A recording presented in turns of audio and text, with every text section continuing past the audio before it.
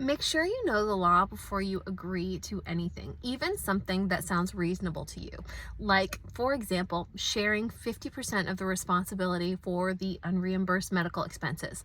When I say unreimbursed medical expenses, what I'm referring to is basically anything that's not covered by that monthly health insurance payment. So, any copays, any of those nasty bills that you get after a doctor's visit or a hospital's visit or urgent care visit, those are all unreimbursed medical expenses.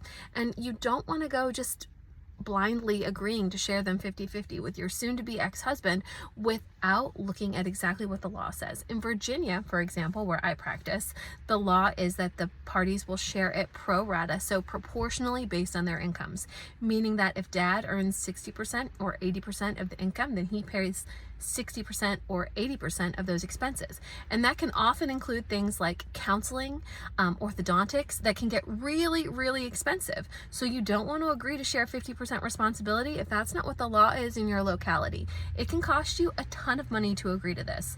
And yes, it is modifiable, like most everything is that relates to kids. But once you already have an agreement in place, it's going to be very difficult, time consuming, and potentially expensive to go back to court or to try and renegotiate your agreement later. So make sure you know those laws and don't agree to pay more than you need to pay.